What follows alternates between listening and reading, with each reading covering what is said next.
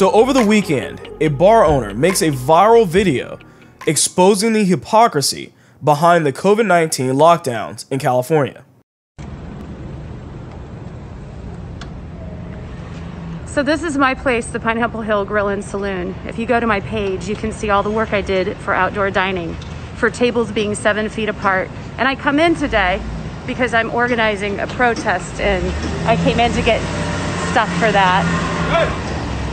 And I walk into my parking lot, and obviously Mayor Garcetti has approved this.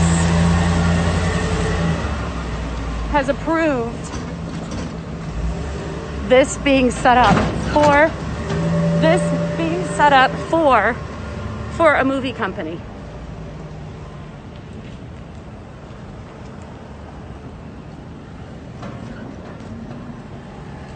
I'm losing everything. Everything I own is being taken away from me. And they set up a movie company right next to my outdoor patio, which is right over here.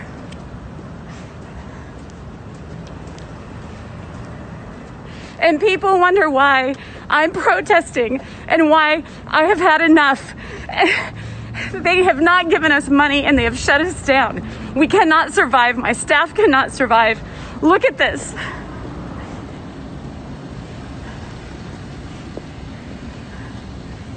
Tell me that this is dangerous, but right next to me as a slap in my face,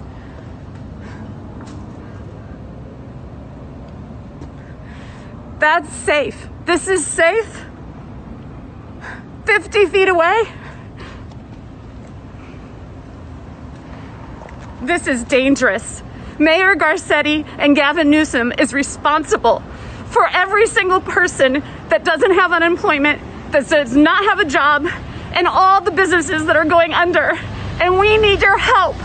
We need somebody to do something about this. See, this is a perfect example of why politicians can't be trusted in many different situations. Policies don't fix everything. I know that a lot of the Democrats want to believe that. It's typically among the left that they want to basically put in policies to fix the world. You know, they'll say on Twitter, the world is imperfect. How in the world can we survive? People are there's wealth disparities and there's this racism and there's that, whatever the issue is. But they fail to miss that policies are made by humans.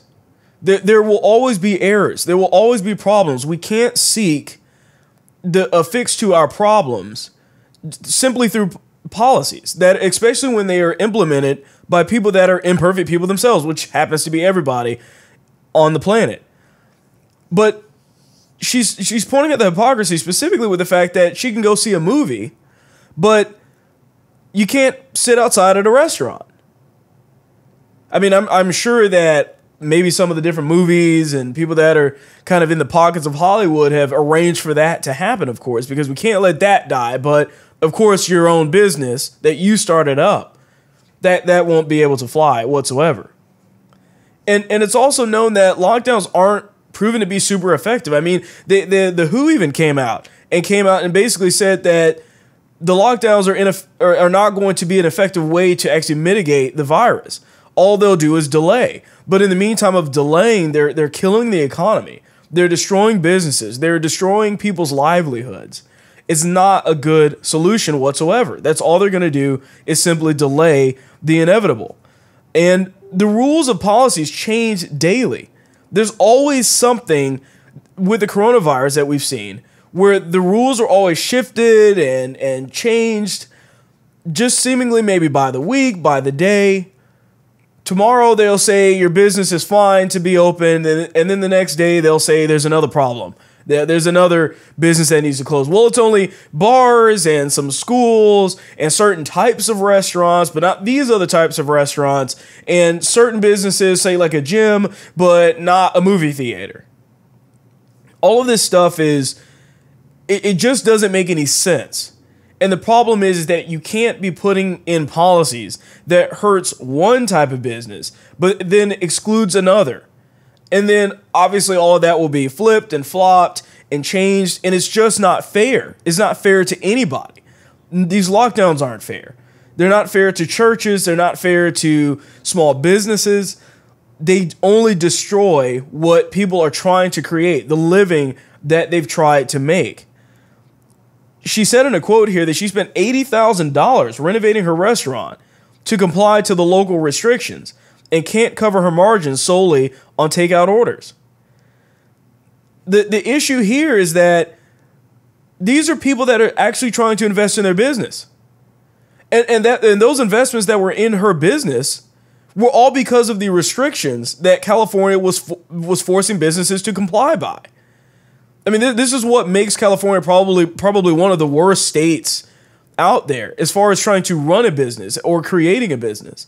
You have all of these restrictions and things that you have to comply to. And then now that the COVID-19 stuff is going on, they're just using that as another excuse to say, well, we required you to adhere to these guidelines, but now your business is closed. It's gone. You're not allowed to have your business open anymore. That is extremely hypocritical. It is sad that the state just kind of doubles down on these businesses so hard and making it nearly impossible to actually do anything, to make a living whatsoever. Kind of a meme that was circulating online, and I posted it on my Parler as well, said, if lockdowns worked the first time, why are we locking down again? And if lockdowns didn't work the first time, why are we locking down again? Once again, the coronavirus is never going to go away. It's always going to be a part of our lives, just like the flu has been a part of our lives forever. But of course, right now, nobody thinks about the flu. Nobody's talking about the flu. Nobody even pretends as if it exists, but it does exist. It's a very real virus as well that people die from all the time. And yet we're just going to ignore that and pretend as if the coronavirus is somehow just going to go away forever. And I've said it 1,000 times, but the issue here is that when will the coronavirus, what number are they looking for? At what stage are we going to say this is the cutoff line? But of course, that doesn't matter because we're at a point in which the goalpost keeps moving.